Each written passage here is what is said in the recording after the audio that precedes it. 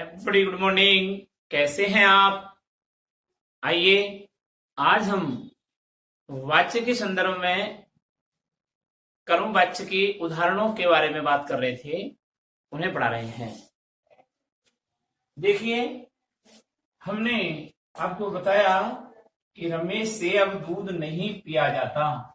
इस वाक्य में कर्म वाच्य था। जैसे एग्जाम्पल,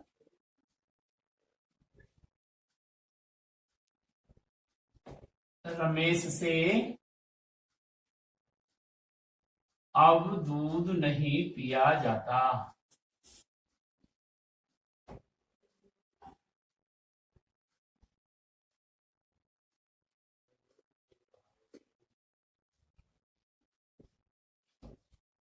कर्ता के साथ में से या से द्वारा के या के द्वारा का प्रयोग किया जाता है, वहां कर्मवाच्य प्रदीप्त होता है। तो यहां पर क्या है? कर्ता रमेश है प्लस से। ठीक है, तो कर्ता क्या है? रमेश। रमेश के साथ में से लगा हुआ है। दूसरा है, हमसे दूसरे चित्र देखे गए। हमसे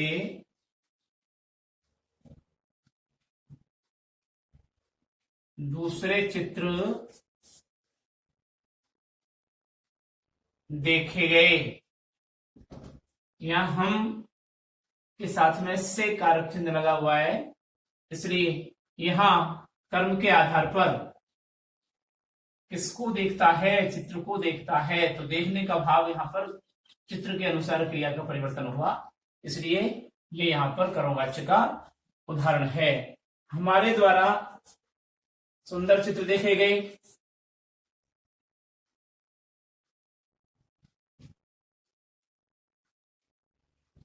हमारे द्वारा सुंदर चित्र देखे गए।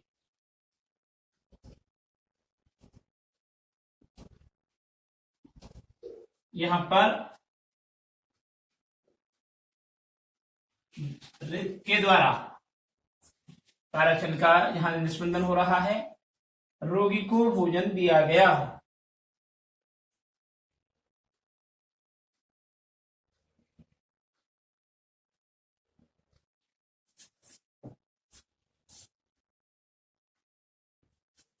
यह उपन्यास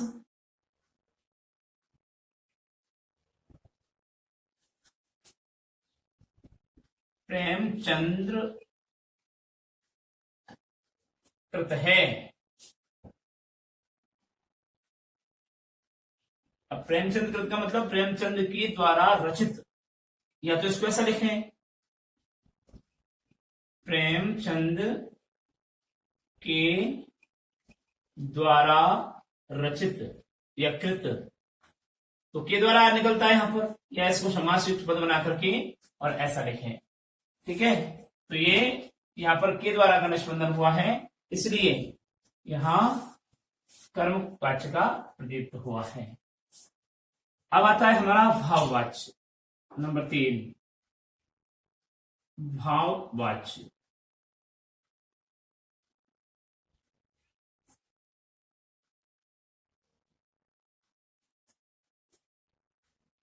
भाववाच्य देखिए, भाववाच्य के बारे में परिभाषित करते हैं कि जब वाक्य में प्रयुक्त क्रिया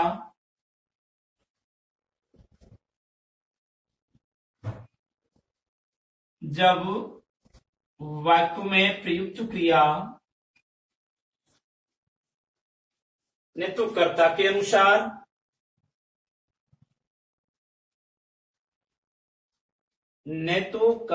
अनुसार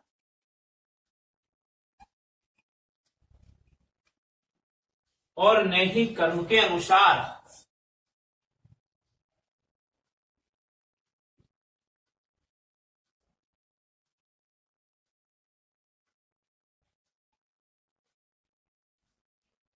जब वाक्य में प्रयुक्त क्रिया ने तो कर्ता के अनुसार और न ही कर्म के अनुसार बल्कि असमर्थता के भाव के साथ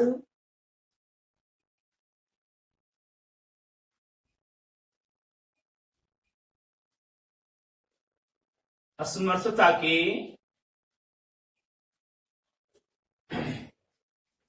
भाव के साथ क्रिया का प्रयोग होता है।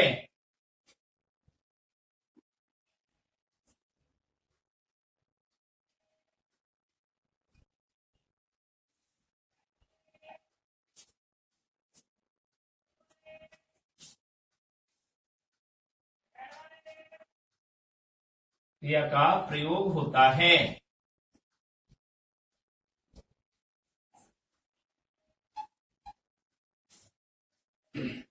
इसे ही भाववाच्य कहते हैं।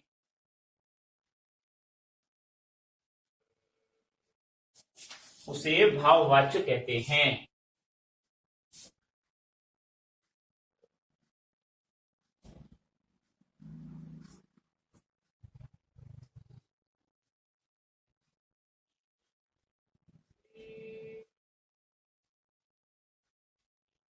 ठीक है, तो ये हुई भाववाच्य की परिभाषा कि जब वाक्य में प्रयुक्त क्रिया न तो कर्ता के अनुसार और न ही कर्म के अनुसार बल्कि असमर्थता के भाव के साथ क्रिया का प्रयोग होता है, उसे भाववाच्य कहते हैं। ठीक है, तात्पर्य यह है कि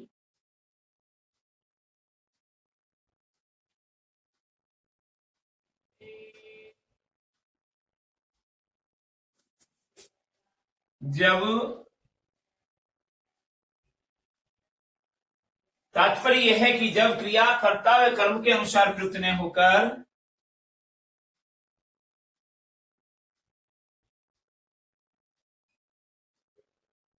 कर्म के अनुसार प्रयुक्त न होकर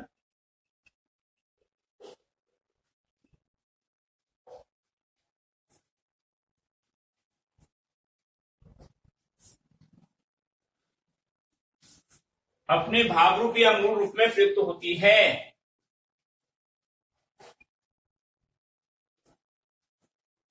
अपने भाव रूप या मूल रूप में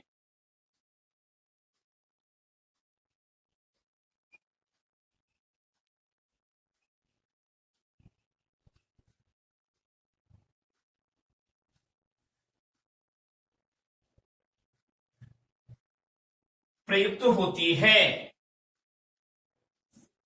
और उसके कार्य का मुख्य विषय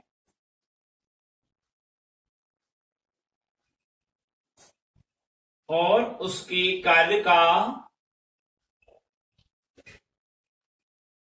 मुख्य या प्रधान विषय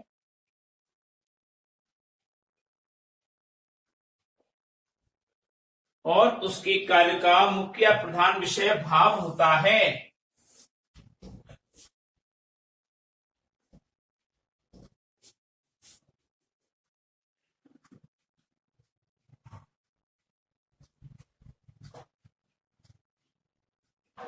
उसे भाववाच्य कहते हैं।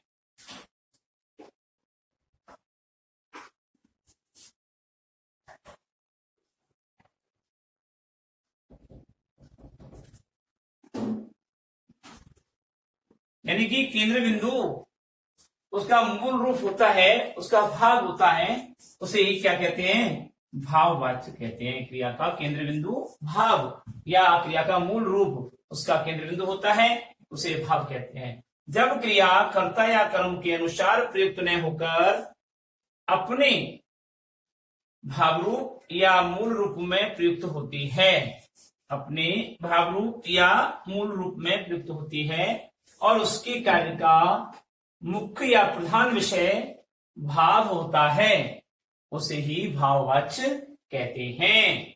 ठीक है, अब भाववाच्य के बारे में कुछ बिंदु हमको लिखाने थे, वो देखिए क्या कह रहा है भाववाच्य के बारे में कि भाववाच्य में अकर्मक क्रिया का ही प्रयोग होता है सदैव। ये बिंदु आप अच्छी तरह से याद रखना कि भाववाच्य को जब ढूंढना होता है तो पहले ये देखिए कि सकर्मक और अकर्मक क्रियाओं में से वाक्य कौन सा है। अगर अकर्मक है तो भाववाच्य हो सकता है। तो भाववाच्य में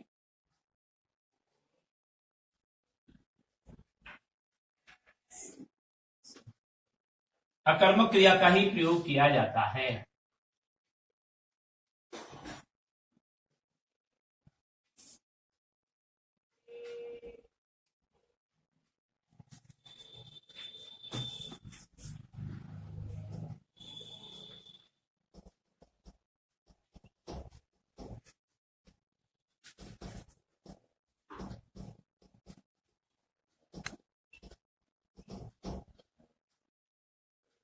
भाववाच्य में सदैव अकर्मक क्रिया का ही प्रयोग किया जाता है।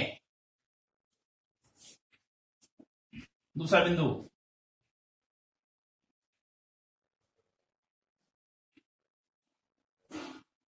भाववाच्य में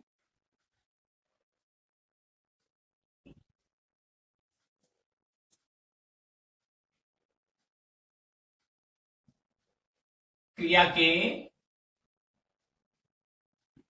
लिंग और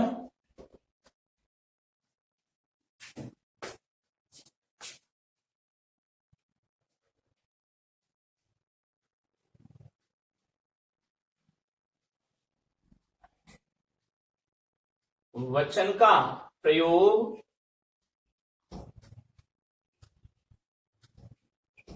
भाववाच्य में क्रिया के लिंग और वचन का प्रयोग नेतुकर्ता के अनुसार होता है।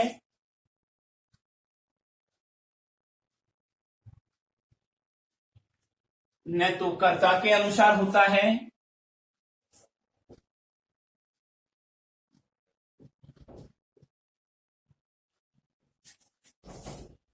और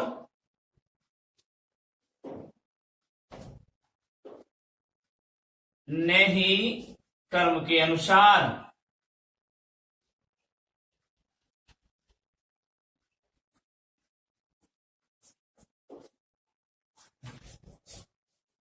साथ ही भाववाच्य में क्रिया के लिंग और वचन का प्रयोग नेतुकर्ता के अनुसार होता है और न ही कर्म के अनुसार,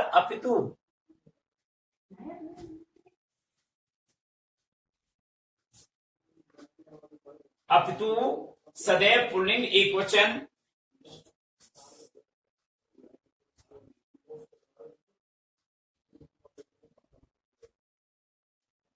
सदैव पुल्लिंग एक वचन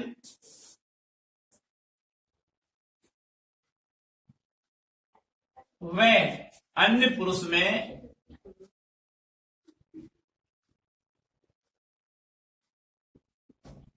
सदैव पुल्लिंग कोमा एक वचन व अन्य पुरुष में प्रयुक्त होता है।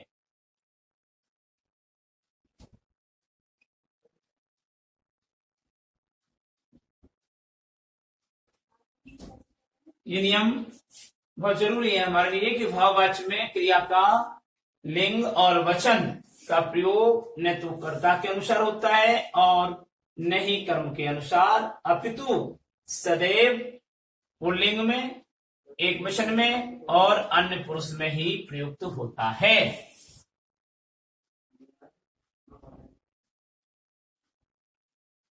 ही प्रयुक्त होता है। साथ ही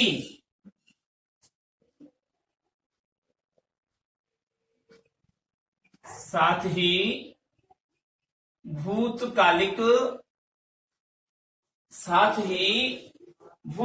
क्रिया का प्रयोग किया जाता है।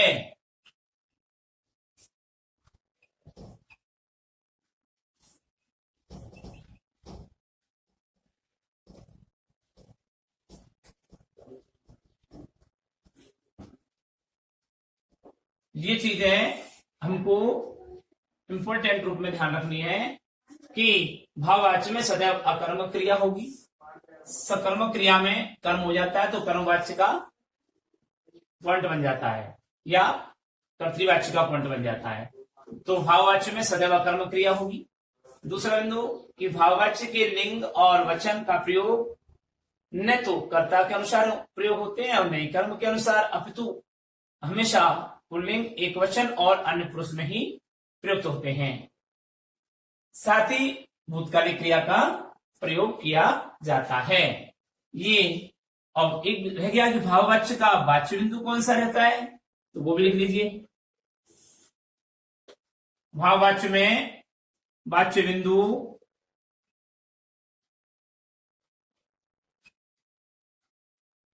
भाववाच्य में वाच्य बिंदु या प्रधान बिंदु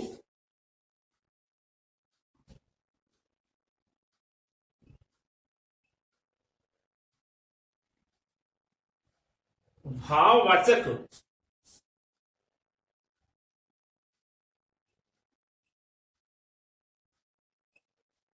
जिसको भाव कहते हैं, भाववाचक रूप होता है।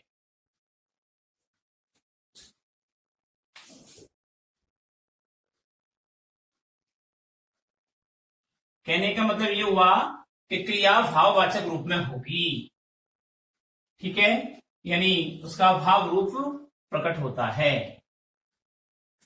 तो ये भाववाच्य के बारे में कुछ बिंदु थे। अब इसके उदाहरण देखिए।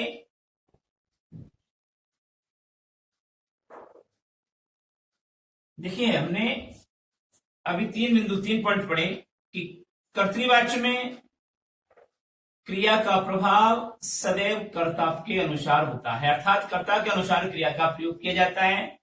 कर्मवाच्य में कर्म के अनुसार क्रिया का लिंग वचन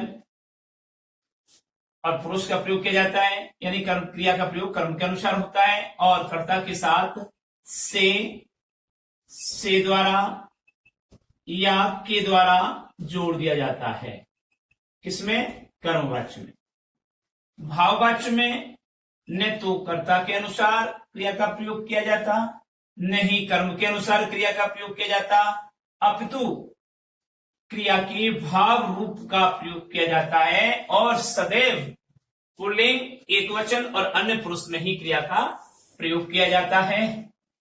ठीक है, तो ये तीनों वाच्यों का विशेष ध्यान रखना है। ये भी हमको ध्यान रखना है कि भाववाच्य में भूतकालिक क्रिया का ही प्रयोग किया जाएगा, अन्य क्रियाएं उसमें नहीं होंगी। अगर हैं तो वह दूसरा वाच्य का परिवर्तन हो सकता है। तो भाववाच्य में भूतकालिक क्रिया का प्रयोग होगा, भाववाच्य में सदैव पुल्लिंग, एकवचन व अन्य पुरुष की क्रिया होगी, भाववाच्य में न तो कर्म कर्ता का प्रभाव रहता क्रिया पर और न ही कर्म का प्रभाव रहता, अपितु क्रिया का रूप भाववाचक या भाव रूप का बना रहता है। ये इन तीनों में अंतर है। अब इसके भाववाच्य के उदाहरण देखिए।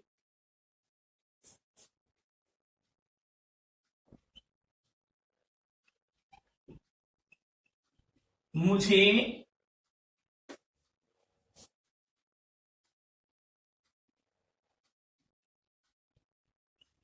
मुझसे सवेरे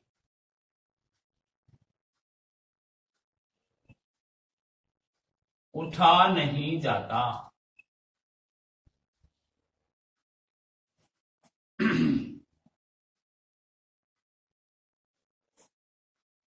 भूतकालिक क्रिया, ठीक है। अब कहेंगे साहब ये सवेरे मुझसे आ गया तो से कारक चिन्ह आ गया, नहीं, ये भाव रूप है क्रिया का। एक समझने की ट्रिक और देखिए इसको, भाववाच्य को कि जब वाक्य में दो क्रियाएं होती हैं, पहले प्रयुक्त की जाने वाली क्रिया में भाववाचक रूप होता है तो निश्चित रूप से भाववाच्य होता है। दो क्रियाएं, कंडीशन देखिए, दो क्रिया होनी चाहिए, एक तो उठा और एक जाना। उठना और जाना अलग अलग है, दो क्रियाएं का प्रयोग एक साथ हुआ है। पहले प्रयुक्त होने वाली क्रिया में भाववाचक रूप होगा, यानी क्रिया का भाव रूप होगा।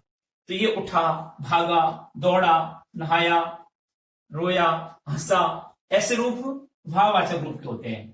ठीक है, तो ये दो क्रियाओं का भी यहां सम्मिलन हुआ, जाना और यहां उठना। ठीक है, तो पहली क्रिया में यहां पर ये आया है भाववाचक रूप, तो ये भाववाच्य का प्रतीक है, तो यहां पर भाववाचक क्रिया है, यानी भाववाच्य है।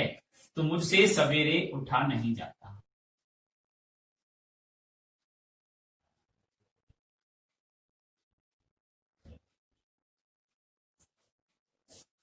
अगला उदाहरण है, गर्मियों में खूब नहाया जाता है।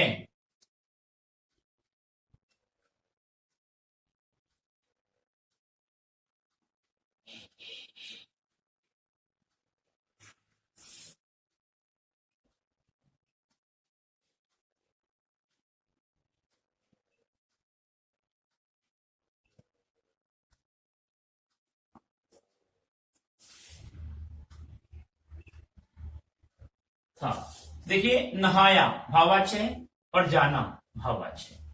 ठीक है, तो ये भाववाच्य का रूप है।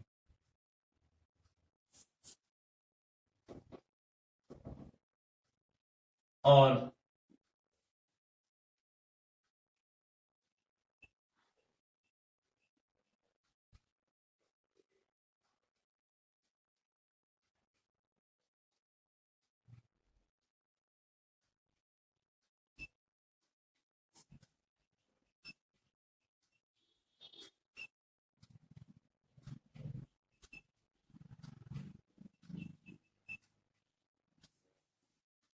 तो यहां पर पढ़ा और जाना दो क्रिया आ गई एक साथ, तो इसलिए पढ़ा पर वो है भाववाच्य है।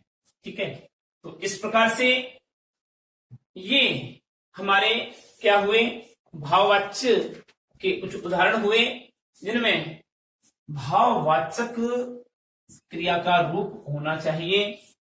अब इसके लिए एक विशेष बात है, वो आपको लिखनी है। तो देखिए,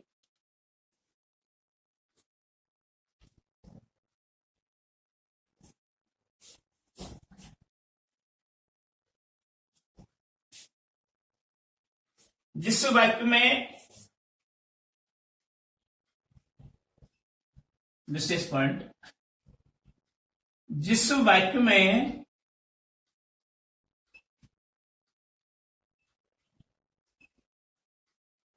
वाच्य बिंदु क्रिया होती है,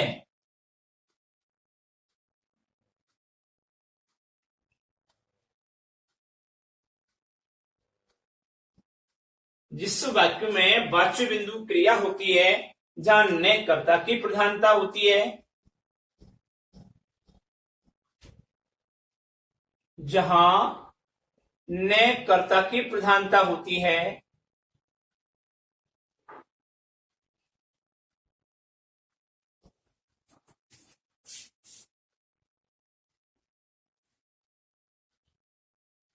और न ही कर्म की प्रधानता होती है।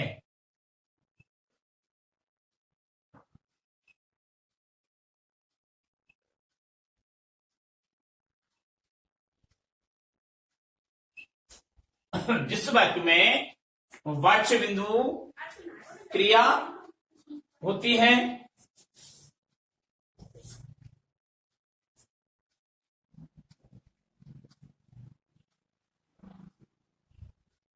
जहां कर्ता की प्रधानता नहीं होती है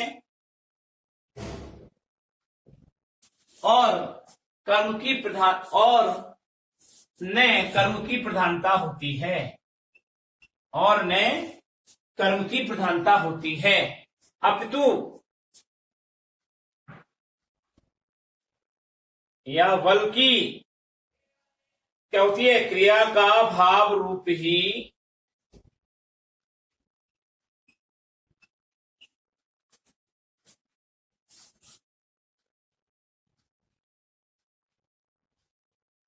प्रधान होता है।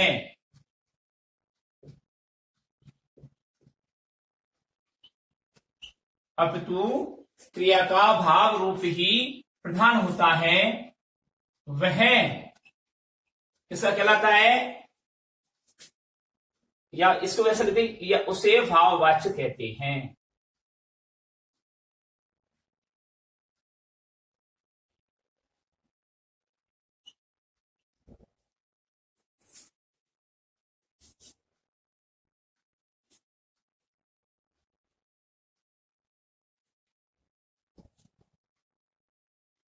अब तीनों ही वाच्यों के बारे में एक महत्वपूर्ण बिंदु है, इन तीन महत्वपूर्ण बिंदुओं को आप ध्यान रखना।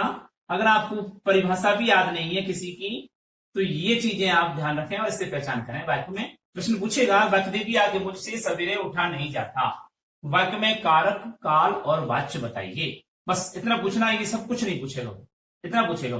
तो मुझसे सवेरे उठा नहीं जाता, इसमें कारक कौन सा है, तो यहां पर कौन सा कारक का प्रयोग किया गया है, ठीक है, यहां पर कौन सा कारक का प्रयोग किया गया है, और ये तो क्रिया है, तो इन दोनों में बताना है आपको कारक, ठीक है, और फिर इसमें बताना है ये कौन से काल की क्रियाएं हैं, और फिर वाच्य कौन सा है, ऐसे प्रश्न आएगा। तो इस प्रश्न को समझने के लिए आप देखिए बिंदु नंबर 1, कर्तृवाच्य में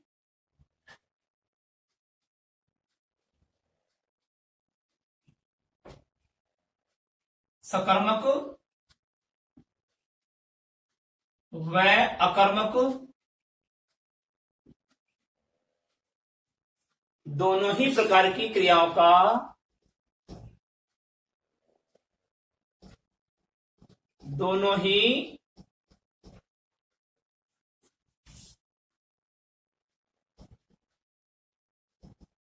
प्रकार की क्रियाओं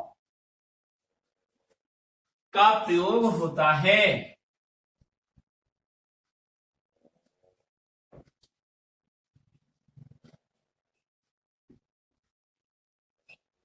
यानी कि कर्तृवाच्य को सकर्मक और अकर्मक दोनों ही क्रियाओं में हम देख लेते हैं, किंतु क्रिया का प्रयोग किसके अनुसार होता है, कर्ता के अनुसार होता है, किंतु क्रिया का प्रयोग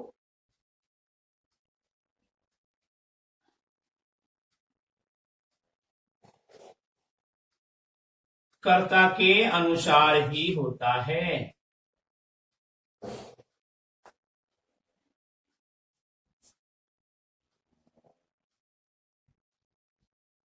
ये तो हुआ कर्तृवाच्य के संदर्भ में, ये पॉइंट, ठीक है, कि कर्तृवाच्य में सकर्मक और अकर्मक दोनों ही प्रकार की क्रियाओं का प्रयोग होता है, किंतु क्रिया का प्रयोग किसके अनुसार होता है, कर्ता के अनुसार क्रिया का प्रयोग किया जाता है। इस बिंदु को ध्यान रखना है, ठीक है, कर्ता के अनुसार।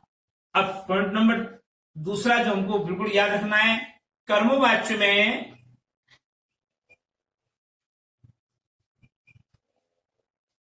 कर्मवाच्य में केवल सकर्मक क्रियाओं का प्रयोग किया जाता है,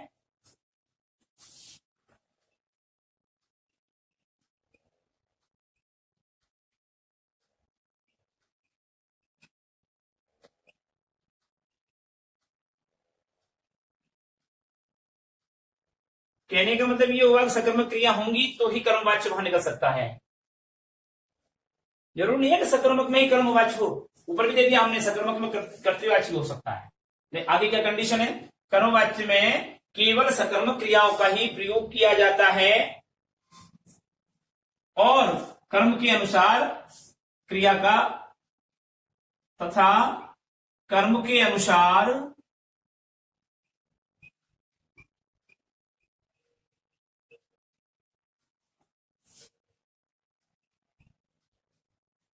कर्म के अनुसार क्रिया होती है।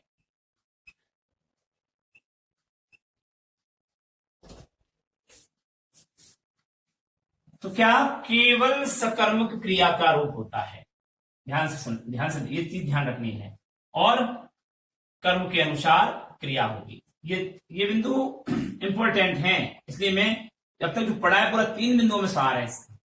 और तीसरा है भाववाच्य के बारे में, कि भाववाच्य में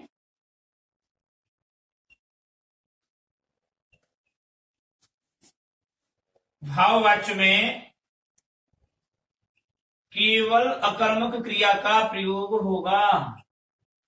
ध्यान से सुने ना, सकर्मक और अकर्मक कर्तृवाच्य में, केवल सकर्मक कर्मवाच्य में, और जब सकर्मक नहीं है और केवल अकर्मक है और क्रिया के साथ में भाव रूप है तो भाववाच्य में।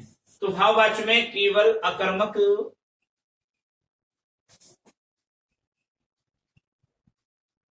क्रियाओं का ही प्रयोग द्रष्टव्य है।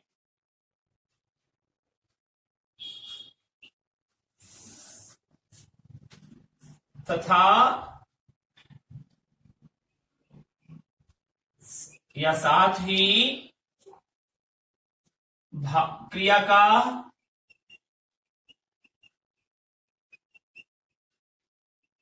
भाव रूप या मूल रूप में प्रयोग होना आवश्यक है।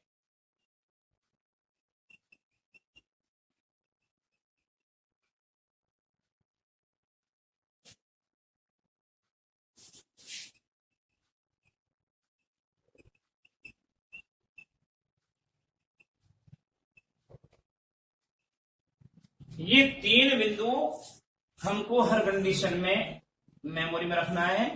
दोबारा सुना रहा हूं कि कर्तृवाच्य में सकर्मक और अकर्मक दोनों ही प्रकार की क्रियाएं होंगी, किंतु कर्ता के अनुसार क्रिया का प्रयोग होगा। कर्मवाच्य में केवल सकर्मक क्रियाओं का प्रयोग होता है, किंतु कर्म के अनुसार क्रिया का प्रयोग होगा। भाववाच्य में केवल अकर्मक क्रियाओं का प्रयोग होता है, किंतु क्रिया का भाव रूप या मूल रूप में प्रयोग होता है। तो ये चीजें आपको पहचान करने में, परिभाषा आपसे अभी तक पूछी नहीं है, और प्रश्न का जो सिलेबस में प्रकार है वो मैंने बताया कि एग्जाम्पल दे रहा हूं मैं प्रश्न का। पेड़ से पत्ता गिरता है। पूछा कि वाक्य में कारक, काल और वाच्य बताइए। तो अब ध्यान दीजिए इसका उत्तर आपको कैसे लिखना है।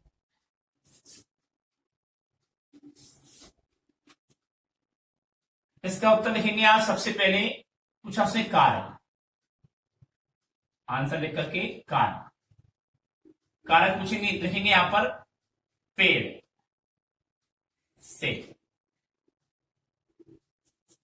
तो यहां लिखेंगे इस पद में।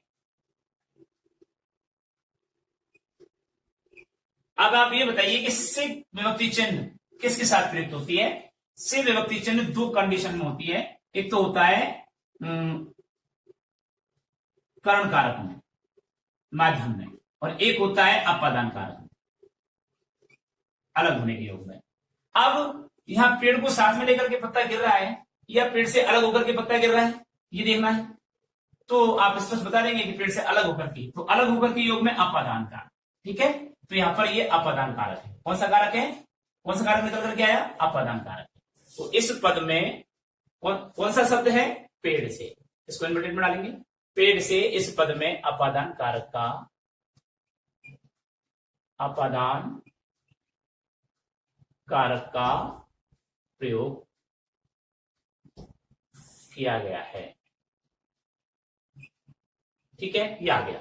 दूसरा लिखेंगे आप नीचे वाली लाइन में पत्ता। अभी पत्ता के आगे कोई कारक चिन्ह नहीं है, विभक्ति चिन्ह नहीं है, तो कैसे इसको कंफर्म करेंगे कि कौन सा कारक है।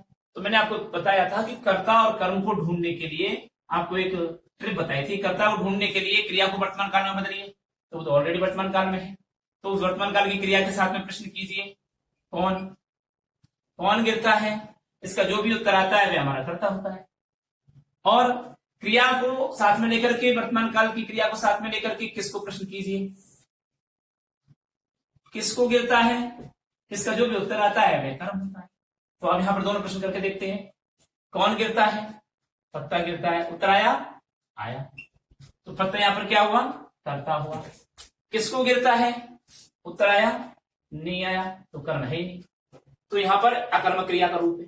अब ऐसा आपने बताया था कि अकर्मक क्रिया तो केवल अकर्मक क्रिया तो भाववाच्य में होती है, लेकिन हमने पहली कंडीशन ये भी बताई थी कि कर्तृवाच्य में अकर्मक और सकर्मक दोनों ही प्रकार की क्रियाओं का प्रयोग किया जाता है। तो ये कर्तृवाच्य का वाक्य है, दोनों क्रिया है, इसलिए क्यों है कर्तृवाच्य का वाक्य, बताइए क्यों है कर्तृवाच्य का वाक्य।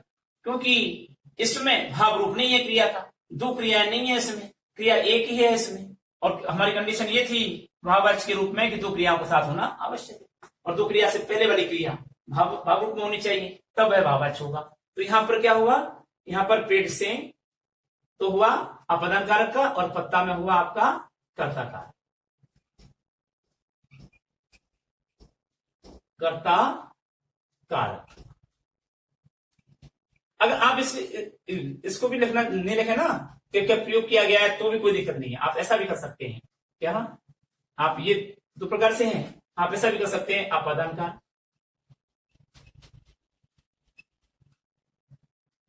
आप भी लिख सकते हैं कर्ता काल, पूरे नंबर मिलेंगे, कोई दिक्कत नहीं है। ये हो गया कारक हमारा कंप्लीट। अब आता है आपका काल। इस वाक्य में काल कौन सा है, गिरने का काम कौन से समय में हो रहा है। जिन वाक्यों के अंत में ता है, ते है, ती है इत्यादि आता है, वर्तमान काल का साधारण रूप होता है, अंग्रेजी में भी है, हिंदी में भी। तो ये वर्तमान काल का रूप है। तो यहां पर लिखेंगे आप काल, इसके नीचे नहीं, इसके नीचे। तो काल यहां पर लिखेंगे वर्तमान काल। चाहो तो पूरी समरी लिखें तो यह है वर्तमान काल में प्रयुक्त हुआ है, और अगर ऐसे लिखें तो ऐसा भी सही। अब लिखेंगे आप वाच्य, तीनों वाच्य पढ़ चुके हो आप अभी, और तीनों वाच्य मैंने अभी अभी समझाया ये भी है। तो आप लिखेंगे वाच्य यह है कौन सा, कर्तृवाच्य, कर्ता के अनुसार क्रिया है। अगर हम इसको यहां पर ये कर देते हैं पत्ते गिरता है, तो बात देखिए, पेड़ से पत्ते गिरता है, बात सही है क्या, नहीं है। तो इसके अनुसार क्रिया भी बदल जाएगी, यानी कि कर्ता अगर बहुवचन का है तो क्रिया भी बहुवचन की है, कर्ता पुल्लिंग में है तो क्रिया भी पुल्लिंग में आ गई। हम ऐसा नहीं कर सकते, पेड़ से पत्ते गिरती हैं, फिर आपको कर्ता में पत्तियां लिखना पड़ेगा, तो कर्ता चेंज होगा, यानी कर्ता के अनुसार क्रिया का प्रयोग होता है, वह कर्तृवाच्य होता है। तो ये कर्तृवाच्य होगा। तब जाकर के आपको कितने नंबर मिलेंगे, 3 नंबर का मैटर है। एक नंबर इसके लिए, एक नंबर इसके लिए, एक नंबर इसके लिए। बोर्ड की परीक्षा में ये प्रश्न 9वें प्रश्न का दूसरा वह प्रश्न आता है, तो इस तरीके से आता है। इतना आपने ये पढ़ा अभी।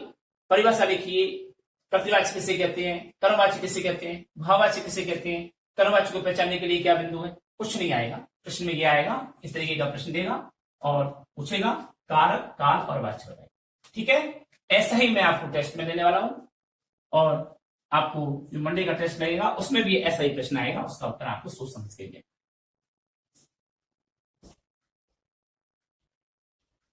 तो ये हुआ हमारे वाच्य, और वाच्य के परिवर्तन कैसे करते हैं अब, मतलब कर्तृवाच्य से कर्मवाच्य में कैसे बदलेंगे, और कर्मवाच्य से भाववाच्य में, या कर्तृवाच्य से भाववाच्य में, या कर्मवाच्य से कर्तृवाच्य में कैसे बदलेंगे, उनके बारे में आपको पढ़ते हैं। तो हम हेडिंग डालेंगे वाच्य परिवर्तन,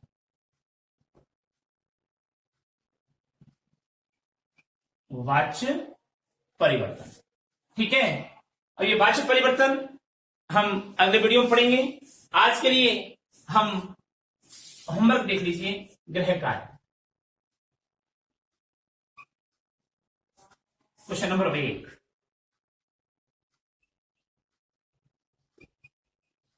भाववाच्य को परिभाषित कीजिए।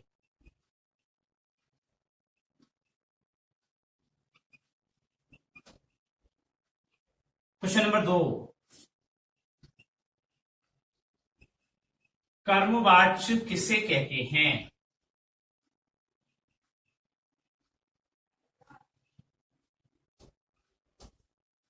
क्वेश्चन नंबर 3,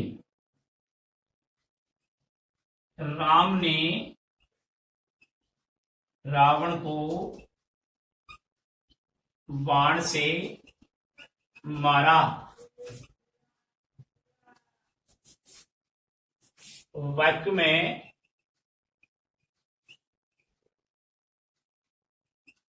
कारक, काल और वाच्य बताइए।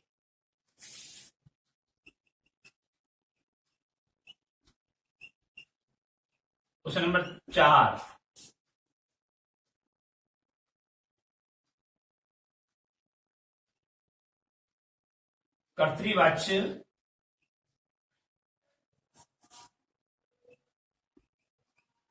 कर्तृवाच्य को सोदाहरण समझाइए।